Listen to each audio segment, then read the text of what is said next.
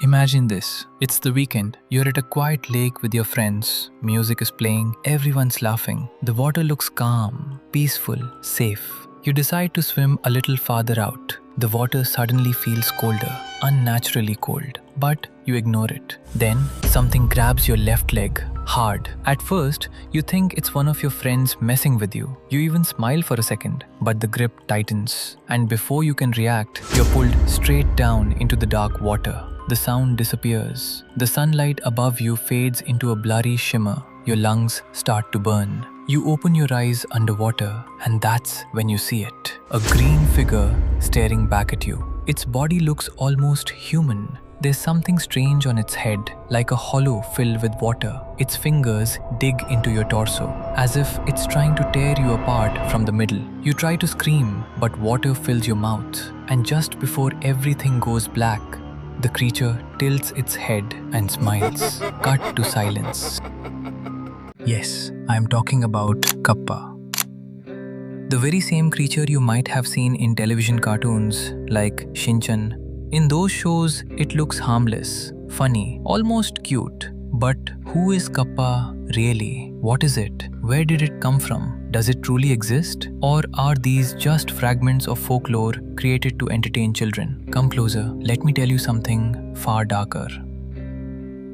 In Japanese folklore, there exists a category of supernatural entities known as yokai, and Kappa is one of them. Not entirely a demon, not entirely a spirit, not completely an animal either. It stands somewhere in between nature and human psychology, a manifestation of fear shaped by water itself. Kappa is believed to be a water-dwelling being, roughly the size of a child, green, reptilian skin, a body disturbingly human-like, a turtle-like shell embedded into its back. But the most unsettling detail is its head, a hollow depression at the top, like a bowl carved into its skull, filled with water. Many mythological texts and oral legends claim that this water is its life force. They say if the water spills or dries out, the Kappa dies. They say if you bow respectfully, perform ojigi, the creature will bow back out of politeness, causing the water to spill, weakening it instantly. You've probably heard that version, but that is the story told to children. Because think about it, a creature standing 5 to 6 feet tall, possessing strength beyond human limits, swimming ability comparable to an apex amphibious predator, in some regional accounts even capable of shape-shifting, and we are supposed to believe it can be defeated just by making it bow?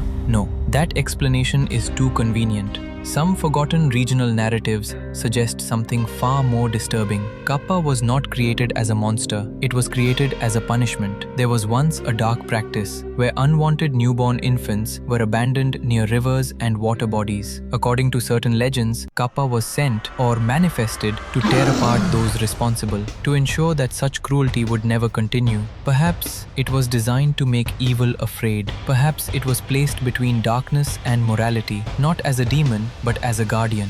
Historical references to Kappa appear prominently during the Edo period, between the 1600s and 1800s. But scholars believe the legends are much older, far older. Some rural texts even link Kappa to agriculture. They say Kappa once taught ancient villagers how to cultivate rice, how to manage irrigation systems, how to control water flow for farming. Some legends claim thousands of years ago they taught bone-setting techniques, primitive healing methods, even early surgical knowledge. They were not monsters, they were heroes under the rivers, guardians of knowledge hidden beneath still water.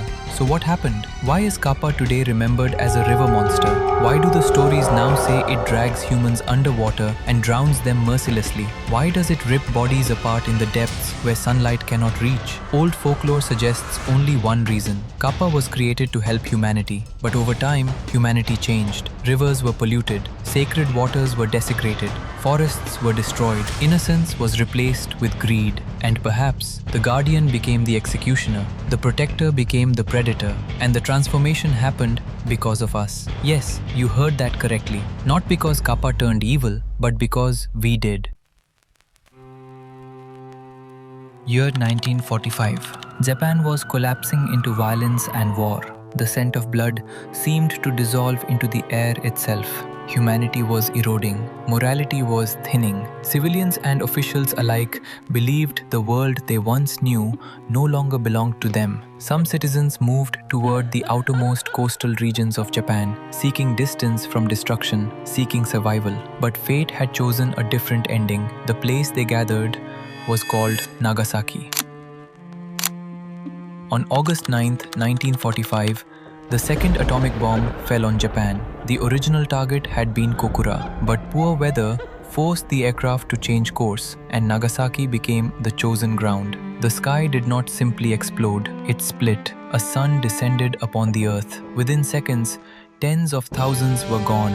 By the end of 1945, death estimates ranged between 70 to 80,000. Buildings dissolved, shadows were burned into walls, and even the water changed. But the blast did not only scar human flesh, it touched something older, something hidden, something beneath the rivers. The innocent Kappa, the newly formed ones, those still bound to nature's rhythm, were incinerated by heat and radiation. But not all of them died. Some survived, and survival was worse. Radiation tore through cells, DNA fractured, forms twisted, mutation began. Legends whisper that some Kappa lost their reason, some turned violently upon their own kind, some descended into a deep, unnatural slumber. Thousands of years of memory reduced to ash in a single flash, and from that moment, something changed inside them. There was anger, but worse than anger, there was fear. Fear of the sky, fear of falling fire, fear of light itself. The guardians of rivers became terrified of illumination, and so they left. They abandoned Japan, the land they had once protected, scattering across distant regions, China, Scotland, Eastern Europe, wherever rivers flowed deep and cold enough to hide them. By the 1990s, strange reports emerged in Scotland, whispers of something in the rivers. The name Kelpie resurfaced in local folklore, a water spirit long feared in Scottish legend. Some believe the migrating Kappa adapted. They blended with existing myths. They became something new, or perhaps they revealed what had always been there. They hid in separate rivers, avoided daylight, moved only at night. If light was their trauma, darkness became their sanctuary. They hunted after sunset, and anyone who even saw them, not approached, not touched, just saw them, would be dragged into the depths. Ancient texts describe something even more disturbing. They say Kappa would extract a mythical essence from the human body, a spiritual organ, a life core. Some legends call it Shirikodama. Whether metaphor or myth, the result was always the same. The victim never returned. That single moment in 1945 did not just mutate their bodies, it fractured their identity. They forgot who they were, forgot why they were created, forgot the balance they once maintained. The healers became hunters, the teachers became executioners. They were no longer guardians beneath the rivers. They were survivors, traumatized, distorted, dangerous. And maybe, just maybe, they did not become cruel by nature. They became cruel by consequence. Because when humanity unleashed a sun upon itself, it did not only burn cities, it burned myths, it burned spirits, it burned the unseen. And whatever survived was never the same again.